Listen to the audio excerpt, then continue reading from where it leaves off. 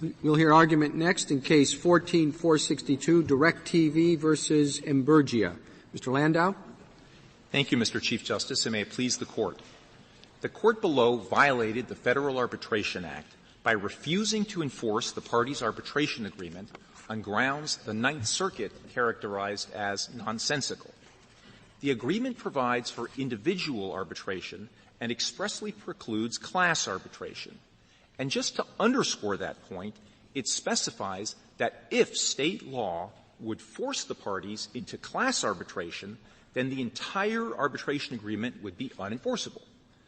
The Court below interpreted the reference to state law to mean inoperative state law preempted by the FAA. But neither respondents nor the Court below identified a single case in the history of California or American law adopting that interpretation for any contract. And it would be about the problem that this is California law, and a California court said that's what the contract means under California law. In other words, I can't find a case that we're supposed to say, or we have the power to say, that they're wrong, even if they were to say the words "do not turn on the light" mean turn on all the lights. Well, Your Honor. And they may have done that in this case. Here, nonetheless, what do we do about it? What you do about it is look to the Federal Arbitration Act. There is not a general Federal Contracts Act, but there is a Federal Arbitration Act that Congress passed specifically because a particular kind of contract was not getting enforced by the courts, and Congress was concerned about that. So what Congress — The principle of contract interpretation, I beg to differ with Justice Scalia. I thought that what the Court asked itself is, what did the parties intend when they used the words state law? Correct. Is that correct? That's what the Court purported to answer. That's the interesting part. You use the word purported. What California law did it apply? Correct. That disfavors arbitration? What contract principle did they use? Oh, well, again, a lot of cases you have courts that are bringing in some principle external to the contract. And those are kind of easy cases. This Court has now made clear that courts can't rely on principles external to the contract that are hostile to arbitration. But courts also, under the Federal Arbitration Act, have a responsibility to enforce the contract according to its terms with a reference to the Federal substantive law. For more than 50 years, the Court has made clear that the Federal Arbitration Act creates Federal substantive law. What is the content of that Federal substantive law? What was the point of putting state law in at all? If Federal law applies, then it makes no sense to have any reference to state law. If state law means state plus Federal law and Federal law trumps state law, the reference to state law is just inexplicable. No, Your Honor, it's to the contrary, Your Honor, with respect. The reference to state law was a recognition of the concern, or the problem that the parties were confronting, which is state laws were being enacted, as in California, in their Discover Bank rule, that would force the parties into class arbitration against their will. And we had not yet held, at the time this contract was made, that those laws are invalid. Precisely, Your Honor. And so at that point, the problem they were focusing on was state law. They could have also said, if this is unenforceable, or use the passive voice. But here they chose to take the bull by the horns and be honest about what was actually the problem, and they said state law. But the use of the term state law does not indicate a recognition or a desire to have inoperative state law that's been preempted by the Federal Arbitration Act. As the Ninth Circuit said, I'm still not sure that I understood your answer to Justice Breyer's question. His question was, this Court purported and did give an interpretation of the intent that two parties had when they entered into a contract, and that is a matter of state law. Your Honor. I understand the problem of preemption. I understand the problem that preemption is that a judicial decision is retroactive. This was not the state law, but let's assume that the trial court and the California Appellate Court said the intent of the parties was to interpret the law to mean A. And A meant this superseded or preempted state law.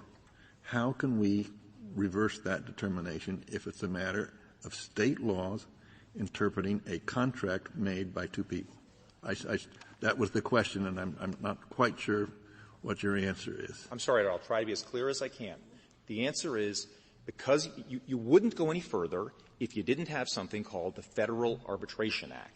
And the Federal Arbitration Act says that this particular kind of contract, an arbitration agreement, is not solely a question of state law. There is federal substantive law created under the Act. To be sure, as this Court said in Volt, and I'm quoting from Volt, the interpretation of private contracts is ordinarily a question of state law, which this Court does not sit to review. And we have no quarrel with that proposition. But the key word there is ordinarily.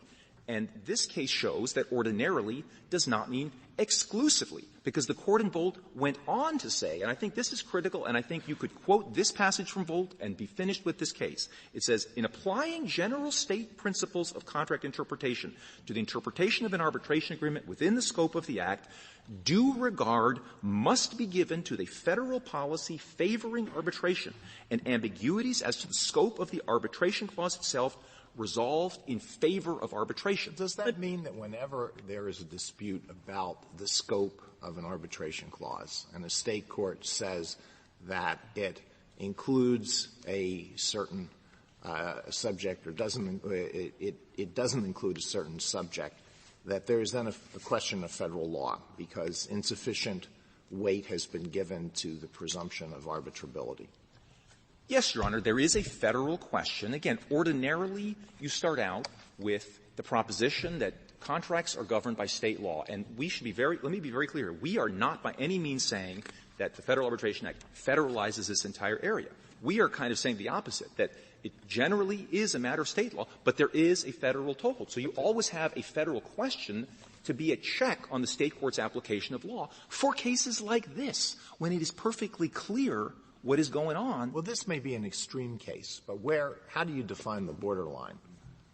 Well, again, Your Honor, I think in the average case, the state court can interpret state law as it sees fit.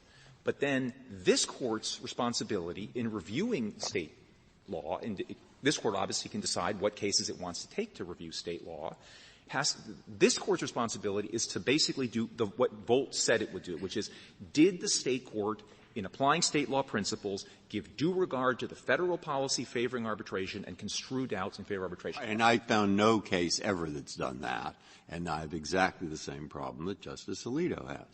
Well, I mean, once we start with this case, even if this is not too difficult under state law, we've got every arbitration contract in the world where one lawyer or another will suddenly be saying, oh, the interpretation of the contract here by the state court judge is not favorable enough to arbitration or hostile to the Act, and suddenly we have federalized, if not every area, a huge area of state contract law. Your Honor. Now, there's another way to do it. We could just ask the California Supreme Court. Now, what about that? Well, or come up with an answer to what Justice Alito just asked. No, Your Honor. Again, you wouldn't ask the California Supreme Court because ultimately this is a federal law question about. Why not ask? No. Ultimately, it's a state law question. What does the contract mean? And the contract, reading it, seems to mean that it applies to laws that are laws, not laws that have been held unconstitutional. So what I've looked at civil rights cases, for all kinds of cases, I can't find any. Even if this case came from the California Supreme Court, and the California Supreme Court said, it has never done that, and that's one of the odd things about this case. But even if the California Supreme Court were to say, we as a matter of California law say that this, a reference to state law means preempted or repealed or otherwise inoperative state law, again, I think that's hard to imagine, but let's say they said that, you, as the Supreme Court of the United States, would still have a responsibility to make sure that that comports with the federal policy. Well, maybe that's so, but if the California Supreme Court had said this, I would they would read the contract as if it said, if there is a law in the state of California, a state law, or if there ever has been, whether that law is constitutional or not constitutional, whether it violates the Supremacy Clause or not, if they ever wrote those words in the state legislature into a law, There is no arbitration contract. Okay, I guess parties have the right to do that. And if the California court said, as a matter of California law, they did it right here, I don't know that we'd have a ground to stand. And that's, Your Honor, where, respectfully, the Federal Arbitration Act, again, But you need a test, Mr. Landau. I sympathize with Justice Breyer's point. You need some test.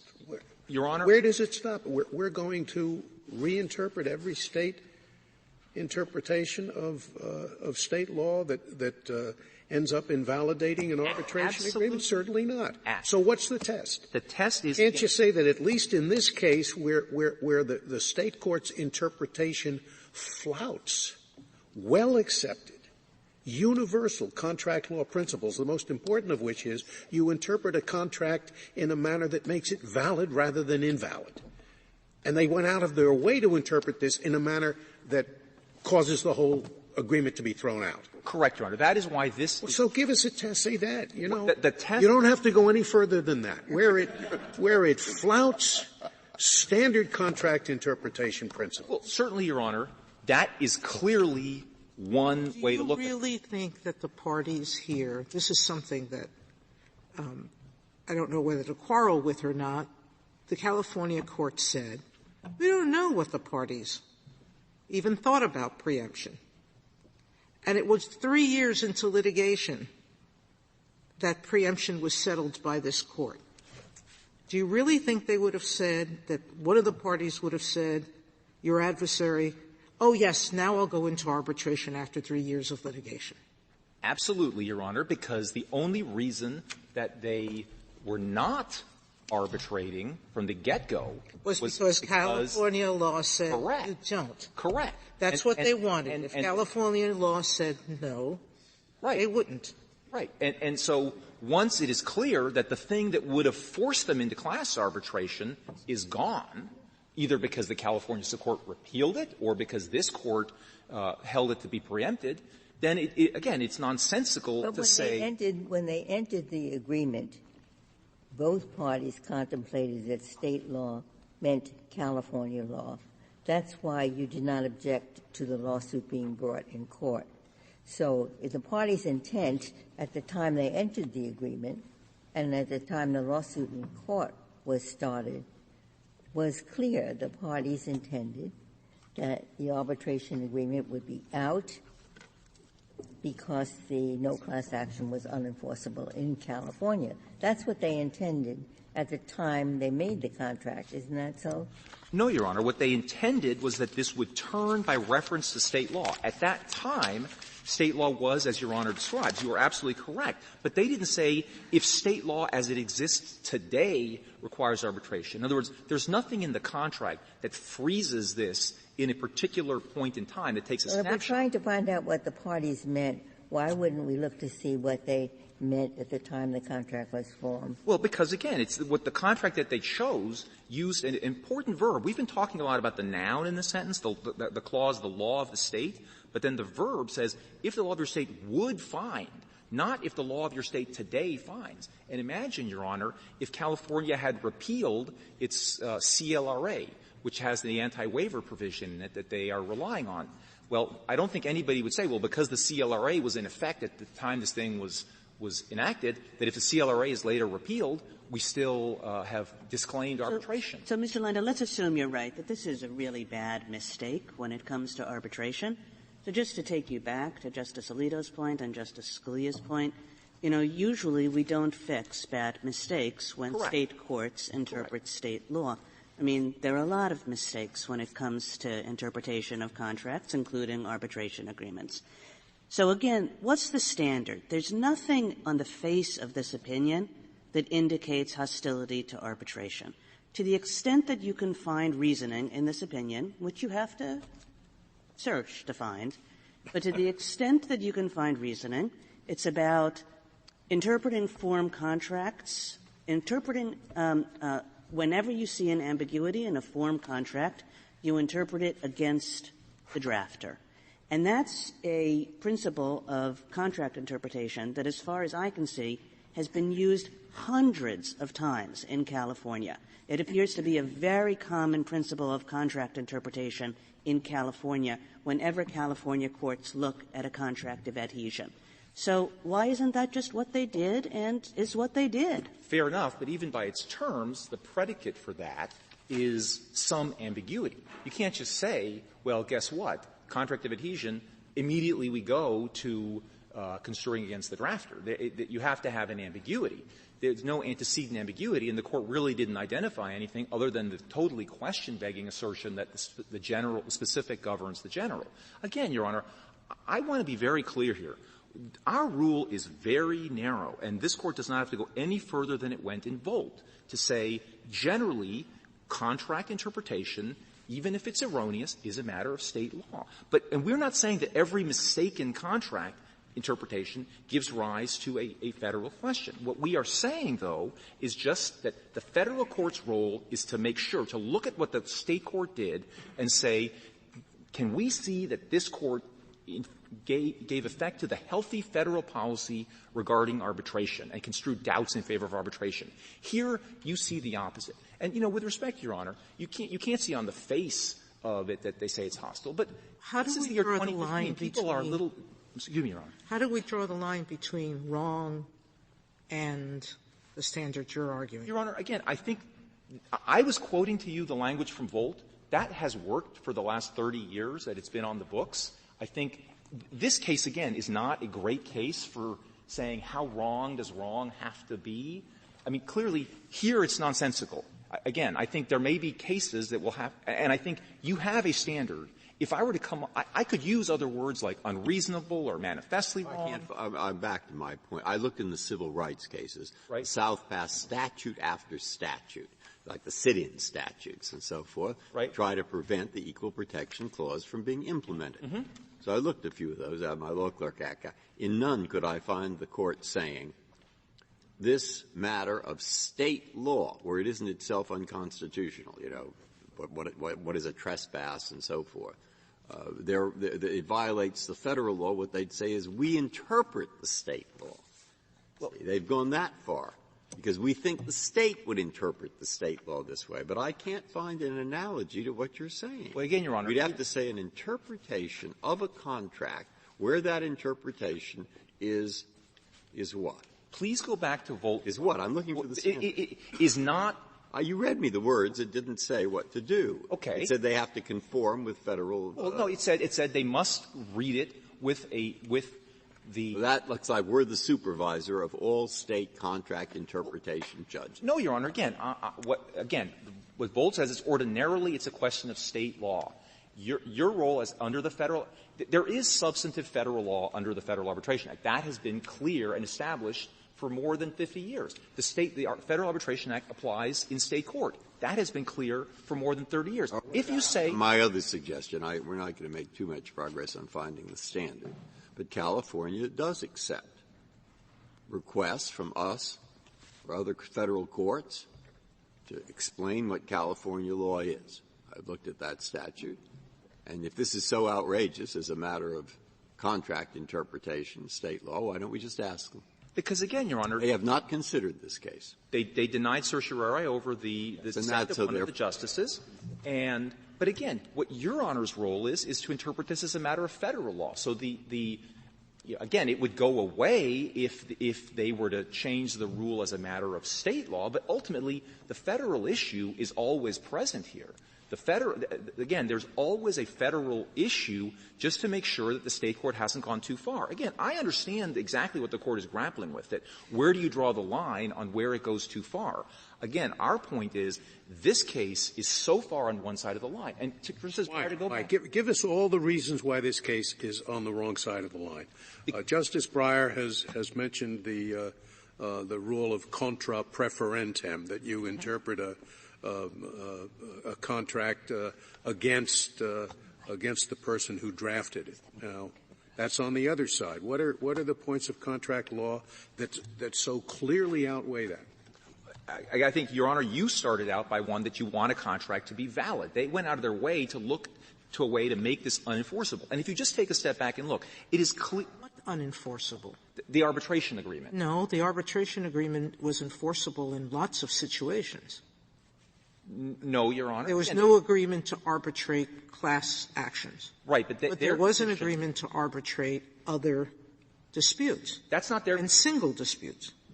Their position is that the arbitration provision is entirely unenforceable in this case. This arbitration provision is entirely unenforceable with respect to California. Again, what is going on here? It's clear the party says we want to arbitrate our disputes unless state law forces us into arbitration. Once state law can no longer force you into arbitration, they don't have any plausible narrative for why the parties would have agreed to blow up and jettison their arbitration rights if nobody is actually forcing them into arbitration. Go back to Justice Scalia, please. What I understood this to be is one reason this interpretation, from your perspective, is an unreasonable, really weird one, is because the statute basically says go to arbitration unless you are in a state where the law would require class arbitration. And if that's the state you're in, dump the whole arbitration business. Okay? Now, one reason that's a bad interpretation is that probably what they meant is valid state law. All right, that's one. Right. Now, is there any other? There's another one, Your Honor, that in Section 10 here, there's a choice of law provision specifically addressing the arbitration clause. And the general choice of law provision is in Section 9 of the agreement. In Section 10, but it says, notwithstanding the foregoing, in other words, the fact that state law and FCC law, other law applies, with respect to the arbitration provision, the FAA shall govern. So our position is it is nonsensical to say that when the contract goes out of its way to say the FAA shall govern the arbitration provision, that you would take a reference to the law of your state in the arbitration provision and say the law of your state completely unaffected by the FAA. So, Mr. Landau, I completely take your point as to what the parties must have wanted. And it does make this state court opinion unsatisfying would be a kind word for it. But, you know, in fairness to the state court, part of the problem was the way this contract was worded. Everybody else finds ways to word contract provisions like this so that there isn't a problem. If the contract had said, you know, if class action waivers are invalid in your state, then Section 9 is unenforceable, there would have not have been this problem. It's a very unusual contract provision. Most companies use very clear ones. This one did not. And so the state court had to sort of puzzle over what it meant.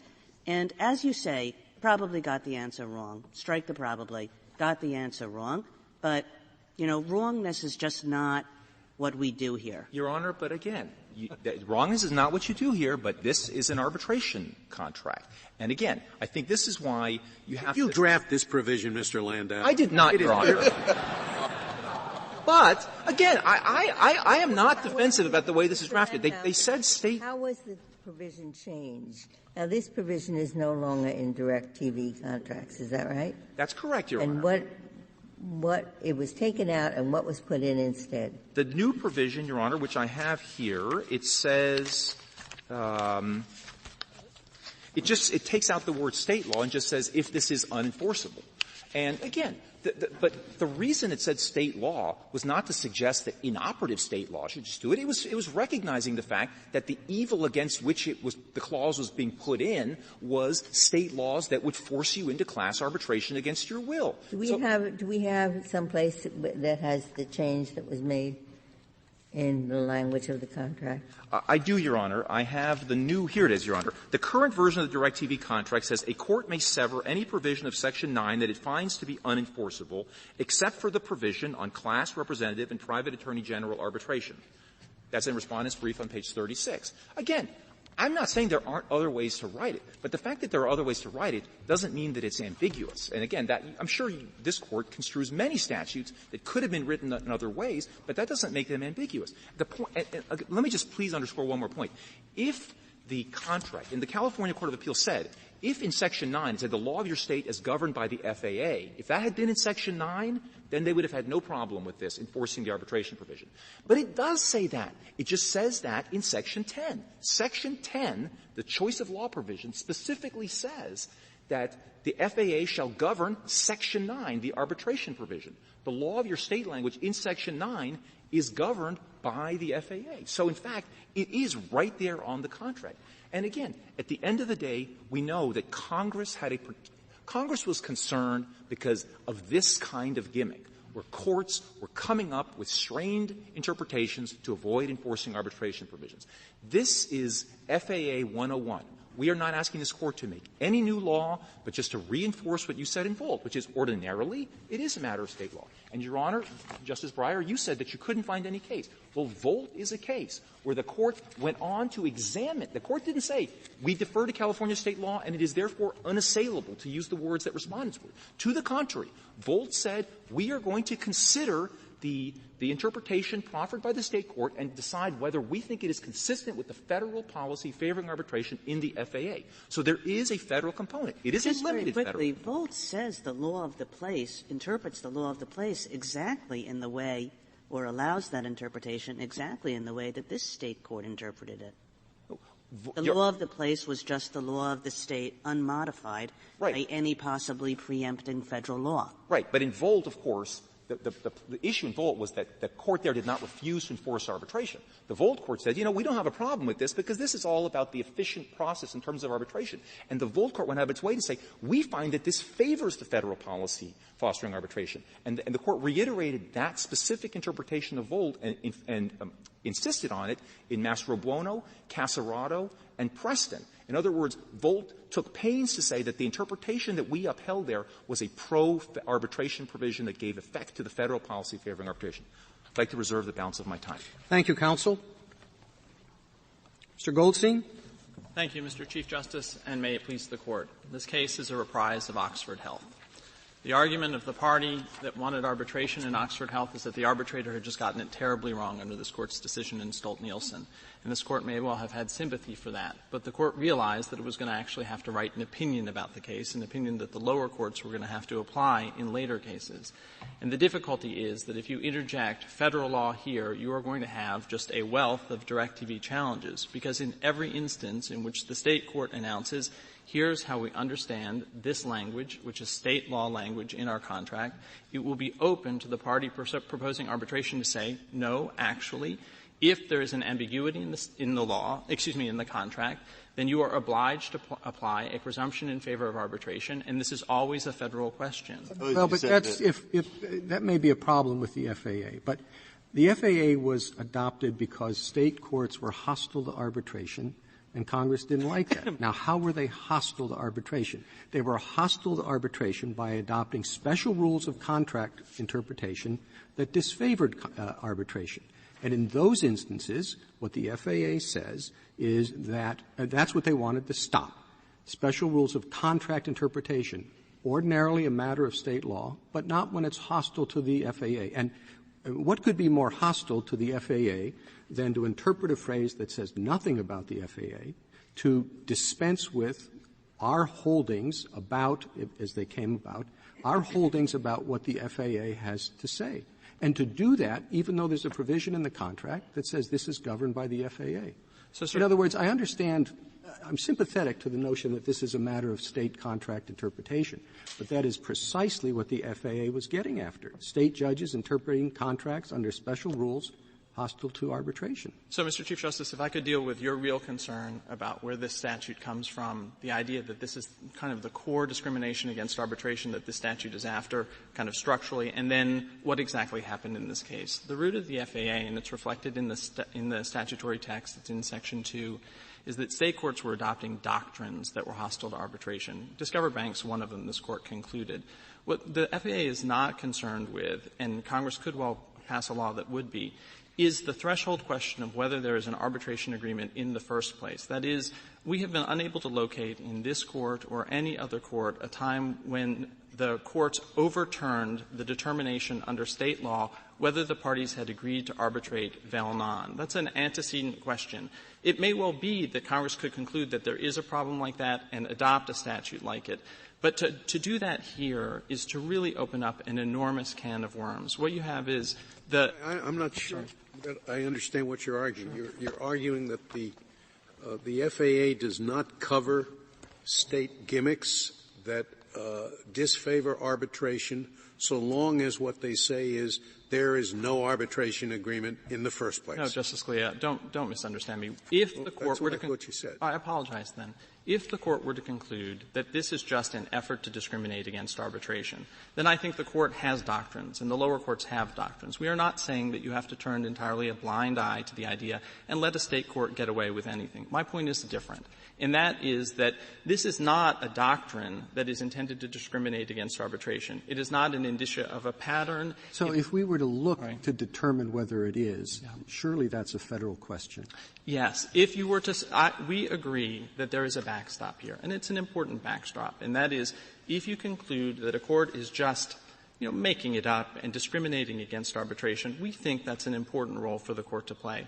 But the difference here is that the argument is that the state court really got this wrong and had an obligation to kind of presume that the parties want to engage in arbitration. That is a very, very, very different proposition of law because it asks the federal courts to interject and the state courts to interject That's themselves. exactly what Volt says, what Mr. Landau quoted. Is due regard must be given to the federal in interpreting a contract. We're talking about interpreting the intent of the parties. Due regard must be given to the federal policy favoring arbitration and ambiguities. We could ask whether or not this statute is ambiguous. As to the scope of the arbitration agreement must be resolved in favor of arbitration. Okay, there are 2 points about that. This was a state law contract.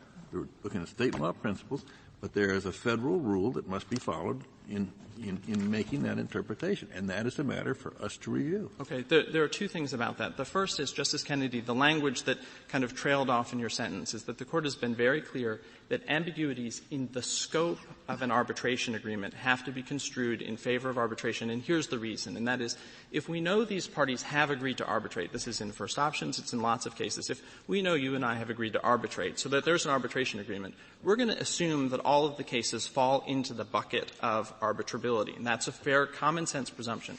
But what the Court said in Justice Thomas's opinion for the Court in Granite Rock is that the question of whether there's an enforceable arbitration agreement at all is a state law question, not a federal law question, and here's the reason. There are 2 interpretive principles under the Federal Arbitration Act. Number 1 is we want to only require people to arbitrate when we're convinced under their state law contract they did intend to arbitrate. We can't presume that you and I intend to arbitrate because that's the question we're asking. And the most important thing for you to understand about the nature of this Section 9 in the contract is that it does determine whether there's going to be any arbitration at all in California. That is to say, is there any agreement between DIRECTV and its California consumers to arbitrate? And I can point to — it's very important that you understand that. I guess I just don't understand that, Mr. Goldstein, and maybe it's the same question that Justice Scalia asked. I don't see why it's better somehow to discriminate against arbitration by declaring arbitration agreements unenforceable writ large than it is by narrowing the scope of arbitration agreements unfairly. Okay, there are 2 rules at stake. When it comes to the question of whether you and I have an arbitration agreement at all, what the Court has said is 2 things. One is this is going to be a matter of state law, but of course, if all you're doing is this is a game, you're just trying to evade enforcing the Federal Arbitration Act, that's a role for the federal courts. What Mr. Landau is relying on and what the language that's quoted from Vold, it comes from Moses H. Cohn, is talking about is something quite different. And that is construe every ambiguity in favor of arbitration. That's what I'm resisting. No, what he'll say, I think, is, we certainly pressed him on it enough, is that read the sentence, the relevant sentence. If the law of your state would find the agreement to dispense with class action procedure unenforceable, then the entire Section 9 is unenforceable. All right, that's what it says. Now, would the law of California find the agreement to dispense with class action procedure unenforceable? The answer to that question is clearly no, because they did have a law like that, but it was invalid. So in order to read this in your favor, you'd have to say these words, if, however, the law of your state would find this agreement, you have to read it as saying, if, however, the invalid law of your state would find this agreement to dispense with class action unenforceable, then. Now, it's very hard to say that parties meant if the invalid law of your state would find it, and therefore contract interpretation is a question of law. This question of law was decided by California to read the word law as invalid law. There is no case in California or anywhere else to our knowledge that has interpreted contracts in such a way out of the arbitration context. And therefore, this rule of law, interpreting this word this way, is discriminating against arbitration. That's something like what the argument he's making. Your answer to that is? First is that there is no administrable line that he can identify between something that's wrong and really, really wrong. But in any event, it's not correct that the contract is improperly interpreted. Here are the reasons. The first is that, Justice Breyer, if you and I have a contract that says if California law would prevent us from having a class action waiver, we will not arbitrate at all. That is not preempted. That's the second holding of Volt. Remember, all AT&T versus Concepcion is a rule that says if California forces us to engage in class action arbitration, but you and I can agree to anything at all. This contract, when it says if the law of your state would find the class action waiver invalid, is a perfectly fine thing for us to agree to. That's state law, and it even accounts for preemption because the FAA does not preempt California law in that circumstance. Does California have a law, a valid law, that would find the agreement to dispense with class action unenforceable? Does it or doesn't it? It does. It does. It does. In other words, California now has a law that makes it okay to dispense with class action procedures. In several respects. The first is there are several cases, an array of cases that aren't subject to the Federal Arbitration Act. And the second is if you and I agree to follow that law, it is not preempted. Let me also point to some other indicia that's going to make it very hard for you have to agree with Justice Breyer, or do you not, that California interpreted this contract as saying if there is an invalid state law that prohibits arbitration, then that's binding on us. Okay. That's what you're saying. We don't, Your Honor. So remember, my point is this. If you and I have a contract to follow that state law, which is this is a contract, then it's not invalid because Concepcion and preemption only apply when the state forces you to do something. But in all events. Well, sure, the parties can do anything they want, but the question is, did the parties do what they want? Did the parties do that here? Right. And, Your Honor, my problem is that that's going to be the question in every case. And if we say we're going to reverse this decision, then every time there's going to be a federal question about whether this is really what the parties intended, that every time that the contract is ambiguous under state law. But I did have a couple of other things. That's one horrible. And the horrible on the other side is if we agree with you, the states can do whatever they want to invalidate arbitration agreements, so long as they're doing it under the guise of contract interpretation. Okay. Is that not also a horrible? It is a possible horrible, Justice Scalia. So let me just give you the choice between the two of them. There is no evidence that the latter is actually happening, and you do have the backstop, and that is we fully agree that if you conclude that a state court is just making it up and discriminating against arbitration, the FAA has a role to play. What I'm saying to you is that they do, in truth, want a different legal rule, and that is you've got to construe these in favor of arbitration. That's the principle that he's trying to derive from Volt, Your Honor. That's a whole nother kettle of fish than the backstop that you and I are talking about. Well, if we see a state court opinion that doesn't say anything that is explicitly against arbitration, but it interprets a contract in such a strange way that the only possible explanation for the interpretation is hostility to arbitration, can that be invalidated? I think so, Your Honor. And so that's the question. Does this case fall into that category? If that's what the question is, because that is not the Volt principle, that is the idea that this is just wildly out of bounds. It's the incredibly fact-bound question about whether this one decision is wildly out of bounds. So let me talk about the other reasons it's not remotely wildly out of bounds. Because if you write an opinion about anything other than the legal rule you just articulated, Justice Alito, we are going to be in an incredible place. Well, you say that's not the Volt principle. Why isn't it the Volt principle? Ambiguities. I mean, this is even more than an ambiguity.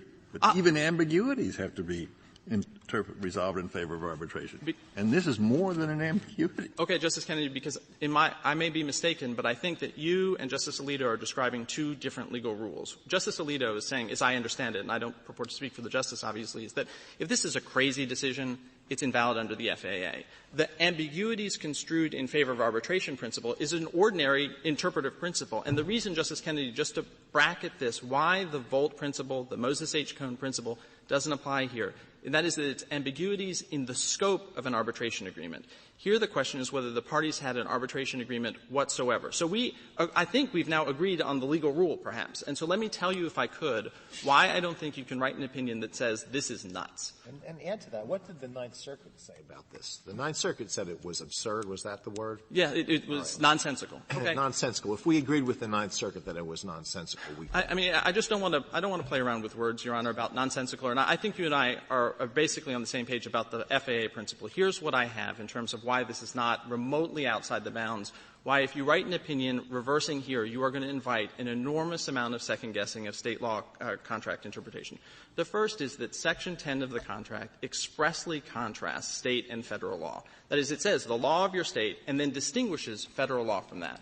The second is, as Justice Ginsburg says, why is it the parties even refer to state law at all if what they are talking about is just it would be invalid?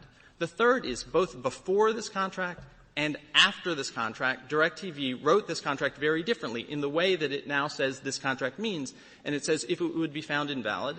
And as was mentioned in the first half hour, every other Fortune 500 company wrote it that way as well. So there are a whole series of very good contrasts for us. I also have what I think is the pushback to the intuition that DIRECTV really must have always intended for the contract to pick up federal preemption law. And here's the reason why that's not right. DIRECTV claims and has applied the power to unilaterally change this contract. And that is a huge deal in the context of a national form contract. Here's what happened here. DIRECTV put this into the contract in 2006, before AT&T versus Concepcion was a glimmer in anyone's eye at all. And it referred to state law, and everybody agrees at that time that California's Consumer Legal Remedies Act was going to control and was going to prevent any arbitration in California whatsoever. DIRECTV filed an amicus brief in Concepcion saying we will not arbitrate with anyone in California before the court's decision in Concepcion. And the way that DIRECTV intended to account for changes in the law is that they would change the contract unilaterally when the law changed, and I can prove it. In the wake of Concepcion, DIRECTV rewrote the contract. It did it before the California Court of Appeals decision in this case. DIRECTV had another mechanism fully available to it that would account for the idea that now under the Federal Arbitration Act, the state can't forbid class action waivers. It didn't need this contract to do anything other than to pick up existing California law. And I will add a couple of other points just about whether it's a matter of federal law, you would want to say that right now we have to go to arbitration. Remember, DIRECTV's position is in the teeth of the efficiency of the Federal Arbitration Act. Its view is that the parties intended that 3 years into the litigation, what they would want is to blow up the litigation and send everybody to thousands of individual arbitrations. That is an extremely implausible interpretation of what the parties would want if their goal was to have an efficient dispute resolution mechanism. And so the point that I'm trying to make, Your Honors, is I am sympathetic to the concern, and it may be a concern directed at California in particular, that we need to be attentive to whether or not those courts are discriminating against arbitration. My point to you is that you may believe this is wrong, like you were concerned in Oxford Health that the arbitrator had got it wrong. But you have to adopt a legal rule here, and there are too many points in favor of the California Court of Appeals decision to say that this is wildly out of bounds and have an administrable legal rule that the lower courts can actually apply. You can say it's way out of bounds. You could say it's nonsensical, but then the lower courts are going to look at what happened here, and they are not going to view it as something that is just wildly impossible. I guess I don't understand why it's a question of way out of bounds or slightly out of bounds. It's a question of whether it demonstrates hostility to arbitration. And I think the way you show that is you say, well, look, here they found a number of provisions illegal and they struck the whole thing. Here, every other case that's not about arbitration, when they find a couple of provisions illegal, they just sever those. They try to keep in effect the rest of the agreement. That's a different rule for arbitration contracts than other contracts. It's not a question of way out of bounds or way in bounds. It may be a hard question in some cases. It may be easy in others. But it's a very simple question of what the rule is. The rule is, does it demonstrate hostility to arbitration contracts? Okay, Mr. Chief Justice, let me just distinguish this case from the one that you granted in the long conference, which is the factual scenario that you just described.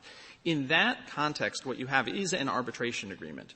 you know that the parties have agreed to arbitrate, and what you then do is assume that they intend the arbitration to be effective. This is importantly, doctrinally, a very different case. Well, I understand the point, but as I understand the arbitration law, if you have an arbitration agreement that says you're going to arbitrate workplace disputes, but not safety disputes, yes. And if there's an issue, is this a safety dispute or not, that's covered by the arbitration agreement. The arbitrator decides that.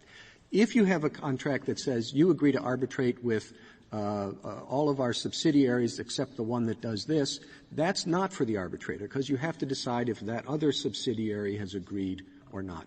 Now, this one talks about methods of arbitration. It doesn't seem to me to be covered by either of those two paradigms. Excellent. So you've just described prima paint and the assignment between the court and the arbitrator. Here is why it is in the paradigm of not presuming arbitration, and that is the effect of this contract, Your Honor, the effect of Section 9, is not to determine, this was Justice Sotomayor's question about whether there'd be some arbitration in California, but just not class arbitration. The effect of this provision is to mean that there will be no arbitration between DIRECTV and any of its customers in California at all. There is no agreement to arbitrate any dispute. And let me just give you the proofs of that. They filed there is an agreement to arbitrate some disputes between DIRECTV and its customers. Your Honor. It's the arbitration agreement. Your Honor, so if I could just distinguish, there is an agreement on the subject of arbitration. That is to say, Section 9 is in the contract. What Section 4 of the Federal Arbitration Act asks is there an agreement to resolve any disputes by arbitration? And what Section 9 tells you in the states where it is effective, where what we call the blow-up clause takes effect, is that in all of those states, DIRECTV will not arbitrate with individuals. It will not arbitrate with respect to class arbitration. If I could just give you the reasons we know that's true.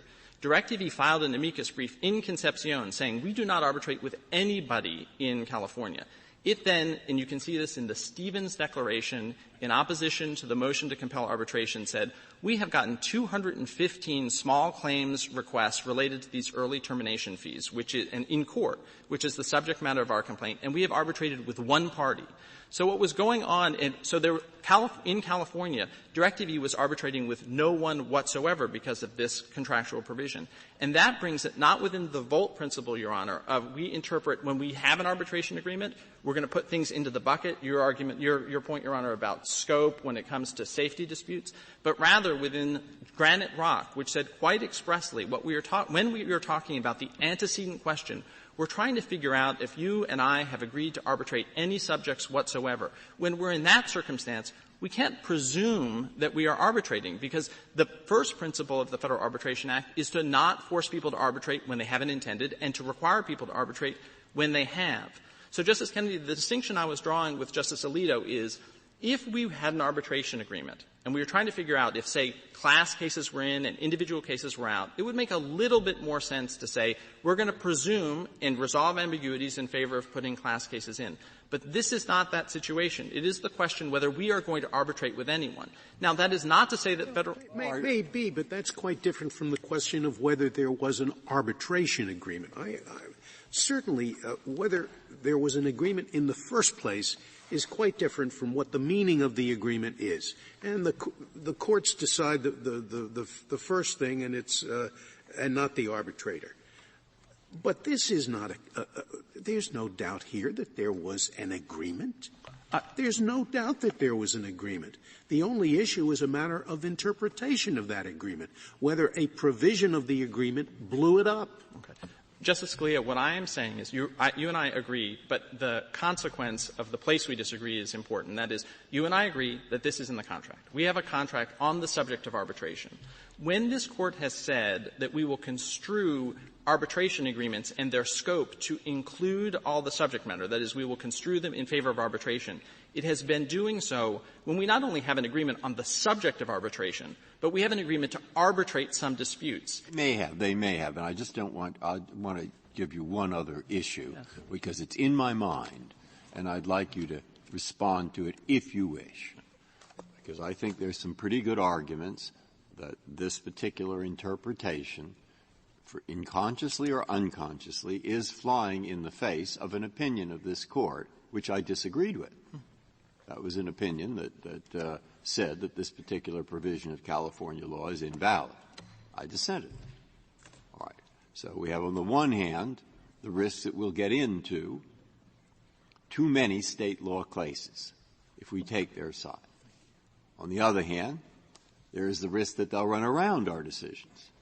Now, when you get to that second thing, even though I dissented, I think it's an extremely important thing in a country which has only 9 judges here and thousands of judges in other places who must follow our decisions, and think of the desegregation matters, etc., that we be pretty firm on saying you can't run around our decisions, even if they're decisions that I disagree with. Okay? Now, I raise that because I think it is a factor, and so I would like you to say whatever you want.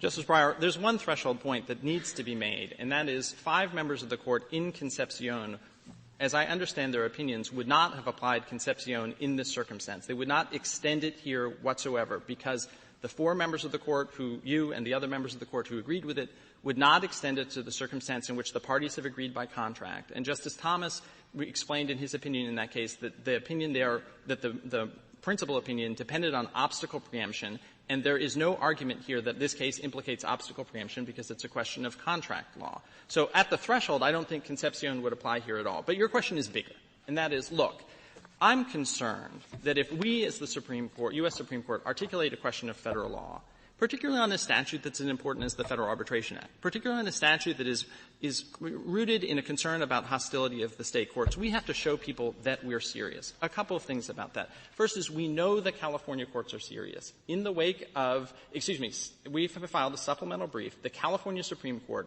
has decided a case called Sanchez. And Sanchez dealt with the contract that is written like every other Fortune 500 contract is. And it talks about if the provision barring class action waivers would be deemed invalid.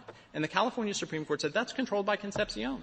That is an enforceable arbitration agreement right there. And so now we are dancing on the head of the pin about one contract that's entirely defunct and the question of whether the reference to state law, when contrasted in another provision of the contract with federal law, is so far out of bounds. I think what you have to do is compare 2 prospects, Justice Breyer. One is the concern, and we recognize the concern, that if you write in an opinion that says, we're not going to take too hard a look, that the state courts will run wild.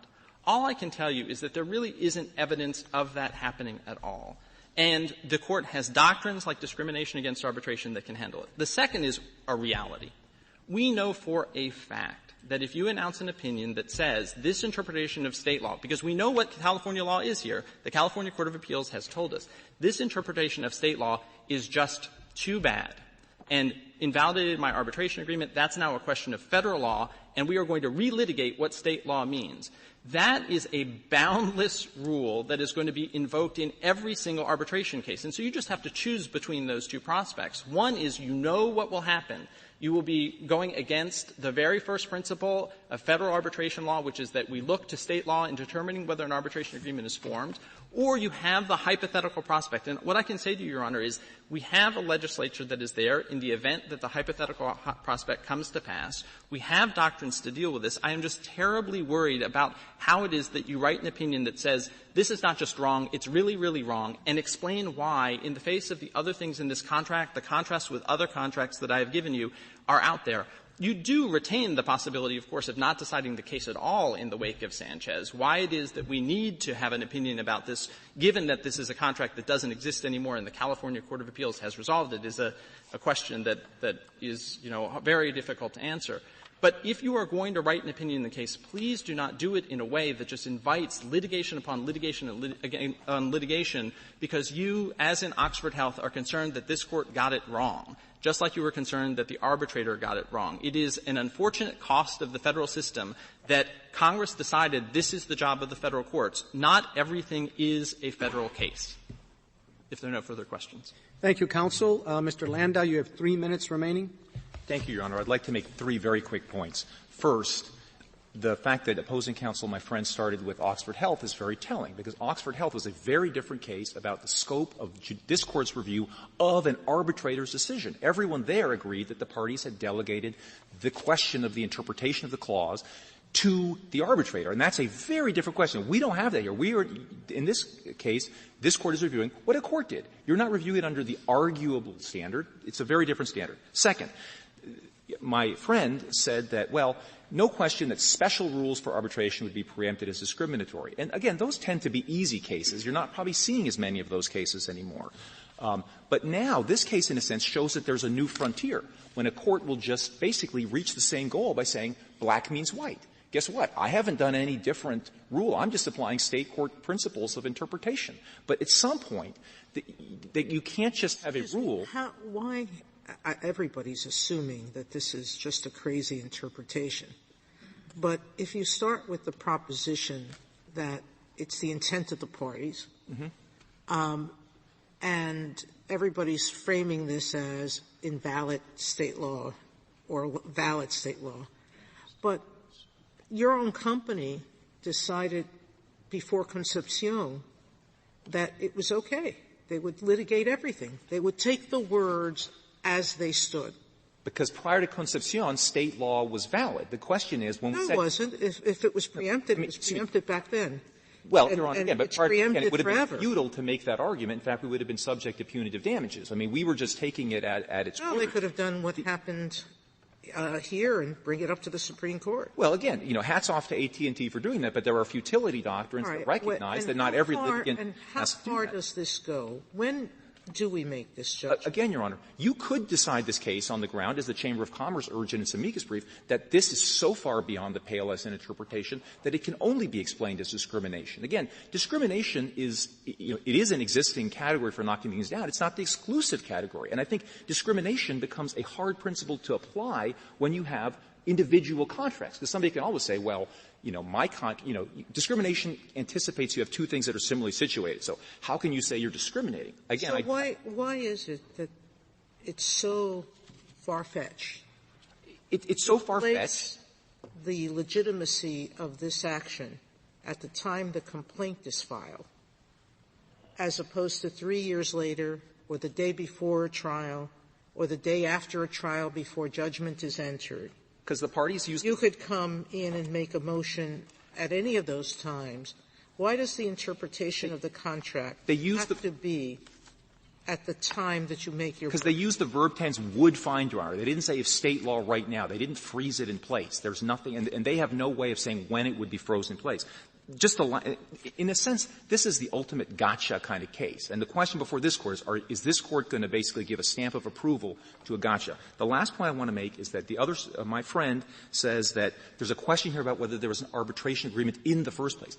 There is absolutely no question that there's an arbitration agreement. The California Court of Appeal acknowledged that there was an arbitration agreement and construed it to be self-defeating, construed there to be a blow-up provision that destroyed what the parties were trying to accomplish. Thank you, Your Honor. Thank you, counsel. The case is submitted.